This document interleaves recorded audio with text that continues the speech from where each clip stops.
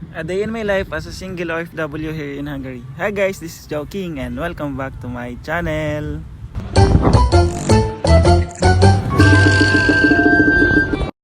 Ngayong araw pala is day off namin.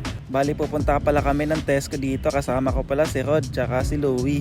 Hapon na pala sa mga oras nito mga idolo, alas 6 na ata nito mga idol. Bali naglalakad nga lang pala kami papuntang Tesco kasi wala namang bus na sakayan papunta doon mga idol. Habang naglalakad nga pala kami, palubog na yung araw dito mga idolo, napakaganda nga, tingnan nyo naman. Pangit lang ng view namin dito pero tingnan nyo naman yung sunset, napakaganda tingnan. Kaya sabi ko kay Louie, videohan ako dito eh.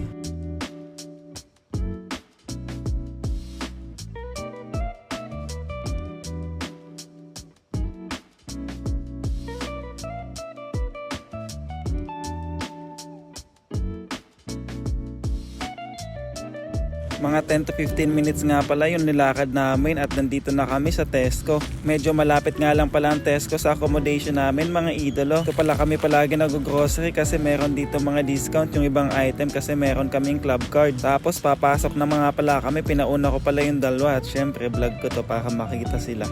Pumasok na pala kami dito sa may entrance ng supermarket. Tapos kumuha na pala ako dito ng basket mga idolo. Tapos dumiretso na ako dito sa meat station kasi bibili ako ng pork tsaka chicken dito mga idolo, pambaon namin. Sabi ko nga magluluto ako na nilaga kaya kumuha ako dito ng repolyo. Pumili lang ako dito kasi ang papangit ng mga repolyo ngayon mga idolo. Pumili lang pala ako dito na medyo maliit tapos kinilo ko na dito mga idol para malagyan ng price. Ganito nga pala dito sa Hungary mga idolo, kailangan mong timbangin para magkaroon ka ng price sa mga veggies. Tapos kumuha pala ako dito ng prutas, hindi ko alam kung anong prutas to. Masarap naman to kasi natikman ko na to noong nakaraan. Kaya bibili ulit ako tapos sinasawsawan ko lang yan ng asin, apakasarap nun mga idolo. Tapos kumuha pala ako dito ng giniling, lulutuin ko to tapos isasahog ko sa pansit. Alam nyo yung bola-bola tapos lalagyan ng sabaw. Tapos night shift pala kami kaya kukuha ko dito ng hotdog, pang baon namin ay pangkain pala namin almusal. Tapos syempre ang partner nito is yung itlog kaya kumuha na rin ako dito ng itlog. Pinili ko pala yung itlog na medyo mura lang tapos medyo malalaki. Tapos tinitingnan ko kung may mga basag sa loob at syempre pipiliin natin yung walang basag. Dito nga pala sa Tesco is may mga tindahan silang mga bigas. Tingnan nyo naman ang bigas dito, 599 po rin, 649 po rin yung ibang bigas dito. Napakamahal na rin ng bigas no? Tapos nakita ko dito si Rod, paikot-ikot, hindi alam kung ano bibilhin. Tapos kumuha pala ako dito ng drinks ko. Ito palang Heiho, 449 po rin lang yan pag may club card. Tapos pag walang club card, 649 po rin. Tapos kumuha din pala ako dito ng yogurt, pambaon ko sa trabaho para meron ako pang snacks. Dalawa nga lang pala kinuha ko dito, strawberry flavor tsaka cherry flavor. 149 po rent nga lang palang isa nun mga idolo, napakamura kaya kumuha na ako nun. Titistingan ko kung masarap. Tapos bibili sana ako dito ng shampoo kaso naisip ko may shampoo pa pala ako dun mga idolo kaya sabi ko pupunta na ako dun sa cashier. At andito na nga pala ako sa cashier mga idolo, magbabayad na ako.